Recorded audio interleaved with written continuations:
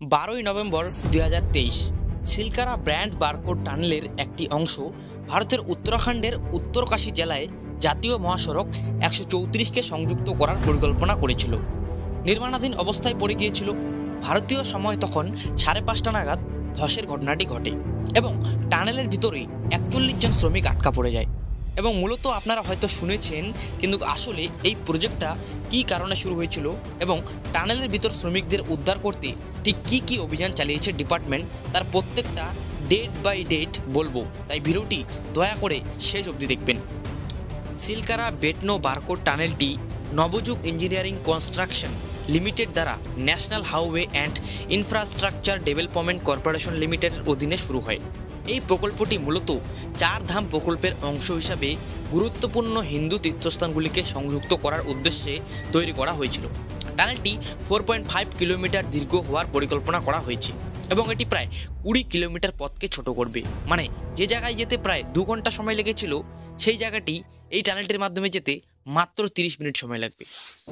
কাজ চলাকালীন হঠাৎ করে 12ই নভেম্বর আনুমানিক 5:30 নাগাদ নির্মাণাধীন অবস্থায় সিলকারা ব্র্যান্ড বারকোড টানেলের একটি অংশ ধসে পড়ে এবং সেখানে প্রায় 41 জন শ্রমিক ভিতরে আটকা পড়ে যায়, যারা সিলকারা পোর্টাল থেকে টানেলের ভিতরে 260 মিটার থেকে 265 মিটার পুনঃবহাল করেছিল। 60 মিটার দীর্ঘ অবরোধটি টানেলের প্রবেশদ্বার থেকে প্রায় 200 মিটার দূরে ঘটেছিল। ঘটনাটার কারণ নির্ণয় করতে 13 নভেম্বর উত্তরাখণ্ড রাজ্য সরকার শিক্ষা প্রতিষ্ঠানের ভূতাত্ত্বিকদের একটি দলকে ওই স্থানে পাঠানো হয়। তদন্তকারীদের মতে টানেলটিতে জরুরি অবস্থায় উচ্ছেদের জন্য কোনো এমার্জেন্সি পালানোর শ্যাফট ছিল না এবং এটি একটি ভূতাত্ত্বিক ত্রুটিতে নির্মিত হয়েছিল। আসুন এবার জানি ঠিক কোন ডেটে কী হয়েছিল। 14 নভেম্বর একটি অগার মেশিন ব্যবহার করে অনুভূমিক খননের জন্য 800 থেকে 900 মিলিমিটার ইস্পাত পাইপ আনার প্রচেষ্টা হয়েছিল। যাই হোক, আরও ধ্বংসস্তূপ 2 শ্রমিককে আহত করেছে, যা অগ্রগতি বাধাগ্রস্ত হয়েছে এবং এই দিনে শ্রমিকদের জন্য খাদ্য, পানি এবং ওষুধের মতো প্রয়োজনীয়তা নিশ্চিত করা হয়েছে। 15 নভেম্বর প্রাথমিক ড্রিলিং মেশিনের কার্যকারিতা নিয়ে national handloom development corporation limited Delhi থেকে আরও একটি উন্নত অগার মেশিনের অনুরোধ করেছিল এবং এটিকে এয়ারলিফট করে উদ্ধার প্রক্রিয়া ত্বরান্বিত করা হয়েছিল। 16 নভেম্বর নতুন ড্রিলিং মেশিন একত্রিত করা হয়েছে এবং ইনস্টলেশন শুরু হয়েছে। তারপরে উদ্ধার কার্য অপারেশন মধ্যরাতে শুরু হয়েছে। 17 নভেম্বর ড্রিলিং মেশিনটি ধ্বংসস্তূপের মধ্য দিয়ে প্রায় 24 মিটার অগ্রসর হয়েছিল, কিন্তু পঞ্চম পাইপটি বাধার সম্মুখীন হয়, ফলে কাজ থেমে যায়।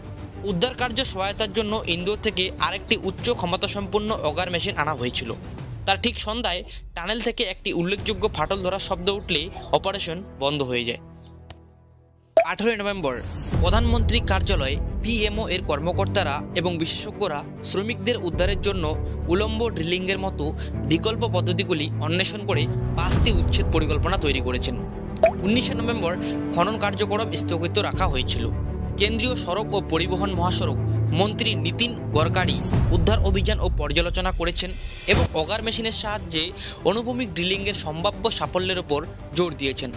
20 নভেম্বর প্রধানমন্ত্রী নরেন্দ্র মোদী সিলকিয়ারা টানেল উদ্ধার অভিযানের মূল্যায়ন করতে মুখ্যমন্ত্রী ধোমির সাথে কথা বলেছেন এবং উদ্ধারকারীদের মধ্যে মনোবল বজায় রাখার গুরুত্ব তুলে ধরেছেন। 21 নভেম্বর উদ্ধারকারীরা সিলকিয়ারা টানেলের আটকে পড়া শ্রমিকদের প্রথম ভিডিও প্রকাশ করেছে, যাতে তারা পাইপলাইনের মাধ্যমে সরবরাহ গ্রহণ এবং যোগাযোগ করতে দেখা যায়। 25 নভেম্বর অনুভূমিক ড্রিলিং প্রায় 45 মিটার অগ্রসর হয়েছে। প্রায় 12 মিটার ধ্বংসাবশেষ অবশিষ্ট রয়েছে। যাই হোক, লোহার রডগুলি সন্ধ্যায় অগার মেশিনের অগ্রগতির বাধাগ্রস্ত করেছিল। 23 নভেম্বর লোহার রড দ্বারা সৃষ্ট প্রতিবন্ধকতা অপসারণ করা হয়েছে, যার ফলে উদ্ধার পুনরায় শুরু করা হয়েছে, কিন্তু কর্মকর্তারা 48 মিটার চিহ্নে পৌঁছে ড্রিলিং মেশিনের বিশ্রামের প্ল্যাটফর্মে ফাটল দেখা দেওয়ার কারণে বিরতি দিতে হয়েছিল। 24 নভেম্বর ধসে পড়া টানেলে ড্রিলিং বন্ধ হয়ে গেছে, কারণ অগার মেশিনটি একটি বাধার সম্মুখীন হয়েছিল। সম্ভবত সেটি একটি ধাতব বস্ত্র। অপারেশন পুনরায় শুরু করার পরেই 25 নভেম্বর আন্তর্জাতিক টানেলিং বিশেষজ্ঞ আর্নল্ড ডিক্স রিপোর্ট করেছেন যে ড্রিলিংয়ের জন্য ব্যবহৃত অগার মেশিনটি ত্রুটিপূর্ণ ছিল, যা উলম্ব বা ম্যানুয়াল ড্রিলিংয়ের মতো বিকল্প পদ্ধতি বিবেচনা করার অনুরোধ জানায়। 26 নভেম্বর উদ্ধারকারীরা সিলকিয়ারা বারকোড টানেলের উপরে পাহাড়ে খনন শুরু করেছে। সুড়ঙ্গে পৌঁছাতে 86 মিটার প্রবেশ করতে হবে সন্ধ্যার মধ্যে। সরঞ্জামগুলি প্রায় 19.5 মিটার ড্রিল করেছিল এবং এই সিলকিয়ারা টানেল সাইটের কাছে সংঘর্ষে 2 বিআরও কর্মকর্তা আহত হয়েছেন। 27 নভেম্বর এক্সপার্ট 12 জন ইঁদুর গর্ত খননের বিশেষজ্ঞদের একটি দল সাইডে পৌঁছেছিল। চূড়ান্ত 10 থেকে 12 মিটার প্রসারিত পরিষ্কার করার জন্য ম্যানুয়াল ড্রিলিং এবং খনন প্রক্রিয়া শুরু করেছে ধ্বংসাবশেষ। 28 নভেম্বর ম্যানুয়াল ড্রিলিং অনুসরণ করে উদ্ধারকারীরা টানেলের মধ্যে একটি পাইপ ঢুকিয়েছে 57 মিটার ব্রেক থ্রু পয়েন্টে পৌঁছেছে এবং এটি মঙ্গলবার সন্ধ্যায় 7:56 নাগাদ প্রথম কর্মীকে সরিয়ে নিতে সক্ষম হয়।